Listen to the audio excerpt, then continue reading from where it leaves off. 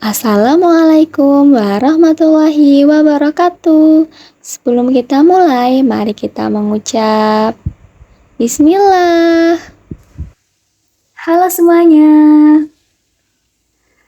Selamat pagi Bapak Bambang Saptono dan Bapak Anwar Novianto selaku dosen pengampu mata kuliah Inovasi Pendidikan dan teman-teman sekalian yang saya sayangi. Perkenalkan, nama saya Kodrunada Hoirunisa dengan NIM 22108244091 kelas 3E Pendidikan Guru Sekolah Dasar. Pada penugasan ujian akhir semester ini, saya akan membawakan dan menjelaskan materi apa itu inovasi pendidikan dan apa sih contoh inovasi pendidikan yang ada di sekolah dasar. Apa sih itu inovasi? Secara etimologi, inovasi berasal dari bahasa Latin yaitu innovation yang berarti pembaharuan dan perubahan. Dalam Kamus Besar Bahasa Indonesia, inovasi diartikan sebagai pemasukan suatu pengenalan hal-hal yang baru, penemuan baru yang berbeda, baik dari yang sudah ada atau yang sudah dikenal sebelumnya, yang berupa gagasan, metode, atau alat. Dengan demikian, inovasi dapat diartikan usaha menemukan benda yang baru dengan jalan melakukan kegiatan usaha invention dan discovery. Lalu, apa sih pendidikan itu? Pengertian pendidikan menurut Undang-Undang Nomor 20 Tahun 2003 tentang Sisdiknas, pendidikan adalah usaha sadar dan terencana untuk mewujudkan suasana belajar dan proses pembelajaran agar peserta didik secara aktif mengembangkan potensi dirinya untuk memiliki kekuatan spiritual keagamaan, pengendalian diri, kepribadian, kecerdasan, akhlak mulia, serta keterampilan yang diperlukan dirinya dalam masyarakat, bangsa, dan negara. Selanjutnya, apa itu pengertian inovasi pendidikan? Inovasi pendidikan adalah suatu ide, barang, metode yang dirasakan atau diamati sebagai hal yang baru bagi seseorang atau sekelompok orang, baik berupa hasil intervensi atau penemuan baru, atau discovery atau baru ditemukan orang, yang digunakan untuk mencapai tujuan pendidikan atau memecahkan suatu masalah pendidikan nasional. Selanjutnya, inovasi dalam bidang pendidikan sangat diperlukan di Indonesia, mengingat perkembangan ilmu pengetahuan dan teknologi yang semakin maju, sehingga pendidikan seumur hidup harus kita lakukan. Ketika kita berbicara tentang inovasi pendidikan, maka kita akan melihat dua model inovasi pendidikan. Selanjutnya ada dua model dalam inovasi pendidikan. Yang pertama yaitu top-down model, merupakan model inovasi pendidikan yang diciptakan oleh pihak tertentu sebagai pimpinan atau atasan yang diterapkan kepada bawahan. Sebagai contoh, kebijakan yang dikeluarkan oleh pemerintah, Kementerian Pendidikan dan Kebudayaan, yang kemudian disosialisasikan dan diterapkan ke sekolah-sekolah. Misalnya kurikulum 2013, kurikulum Merdeka, itu adalah contoh dari inovasi model top-down. Atau bisa kita lihat di perguruan tinggi yang sedang kejar-kejarnya yaitu program Merdeka Belajar. Yang kedua yaitu model inovasi pendidikan bottom-up, merupakan model inovasi yang berstandar dan hasil ciptaan dari bawah yang dilaksanakan sebagai upaya untuk meningkatkan penyelenggaraan dan mutu pendidikan.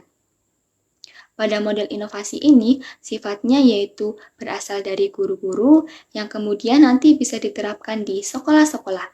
Contohnya, guru menciptakan model pembelajaran, menciptakan strategi pembelajaran, dan menerapkan metode pembelajaran yang interaktif yang bisa dijadikan inovasi pendidikan.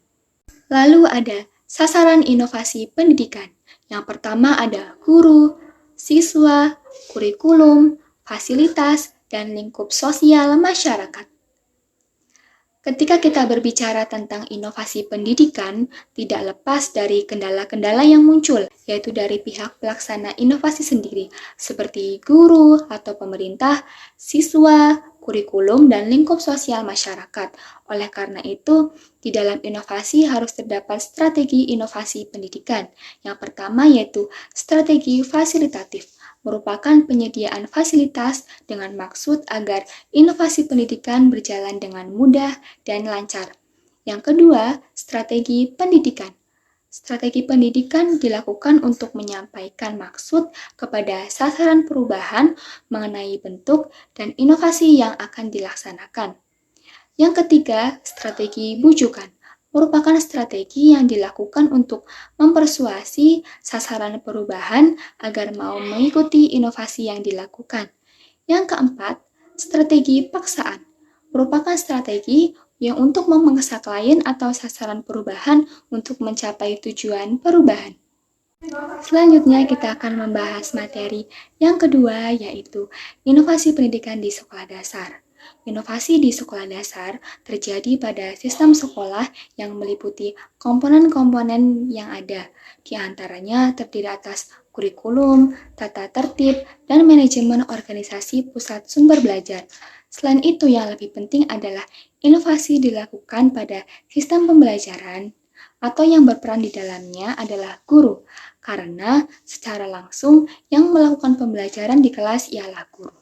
Langsung saja, apa sih itu inovasi pendidikan di sekolah dasar? Yang pertama yaitu ada pendidikan berbasis kompetensi. Konsep di balik pendidikan berbasis kompetensi yaitu pembelajaran yang paling baik diukur dari penguasaan siswa terhadap pembelajaran, bukan jumlah jam yang dihabiskan di ruang kelas.